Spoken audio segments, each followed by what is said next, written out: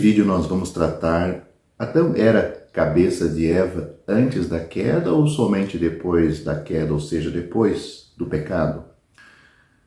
A liderança não é uma consequência da queda, mas faz parte da ordem de Deus na criação. Adão era a cabeça de Eva antes da queda. Nossa fraqueza, observada tanto em homens como em mulheres, no desempenho da liderança bíblica, é o resultado da queda. O tema da liderança pode ser visto claramente em Efésios capítulo 1, Efésios capítulo 5, Colossenses capítulo 1, Colossenses capítulo 2 e também 1 Coríntios capítulo 11.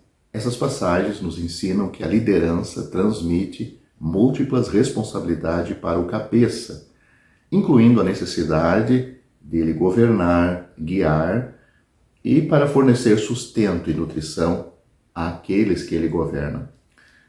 Não se pensa que o homem seja preeminente em valor sobre a mulher. Igualdade não é questão aqui, é apenas distinção funcionais nos papéis de cada um. Em 1 Coríntios capítulo 11, versículo 3, o mesmo versículo que nos diz a cabeça da mulher é o homem, e note aí, diz a cabeça da mulher, não a cabeça da esposa, e também não fala o marido, mas a cabeça da mulher é o homem. Eu digo isso porque algumas versões bíblicas usa aí esposo ou esposa e marido. Também diz nesse versículo que a cabeça de Cristo é Deus. Outras escrituras nos ensinam claramente que Cristo é igual a Deus. Por exemplo, Romanos capítulo 9, versículo 5. Portanto, a doutrina da chefia não se opõe à igualdade de valor ou importância. No entanto, a palavra cabeça implica autoridade e, portanto, deve haver submissão a essa cabeça, embora a autoridade nunca deva ser exercida de maneira tirânica. Deve-se notar que a liderança é diferente de senhorio. Embora a chefia transmita autoridade, ela enfatiza uma submissão voluntária, não forçada. Em contraste, o senhorio enfatiza os direitos do Senhor sobre o seu servo. 1 Coríntios capítulo 11, no contexto de uma igreja local, nos mostra que a liderança é baseada na ordem de Deus na criação e não é uma consequência de uma sociedade do primeiro século dominada por homens. De fato, a própria natureza nos ensina sobre a submissão da mulher por uma cobertura criada de cabelos longos. É isto que transmite a ideia quando Paulo escreve 1 Coríntios capítulo 11, versículos 14 e 15.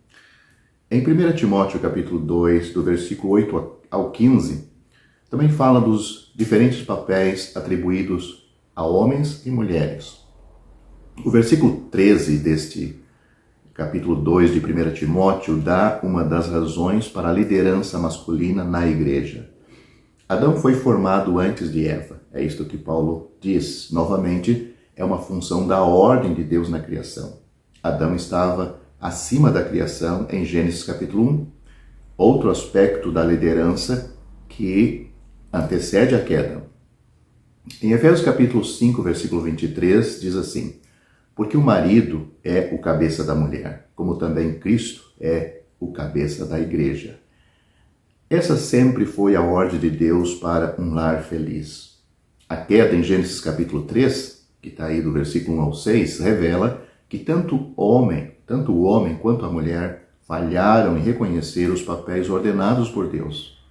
A maldição, posteriormente pronunciada, nesse mesmo capítulo de Gênesis 3, no versículo 16, não está instituída, não está instituindo a liderança no lar, está introduzindo uma luta contínua devido à natureza egoístas e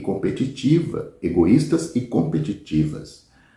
As mulheres danificadas pelo pecado desejam afirmar-se como líderes. Homens danificados pelo pecado falharam em guiar e cuidar de suas mulheres e abusam de seu papel e de sua força.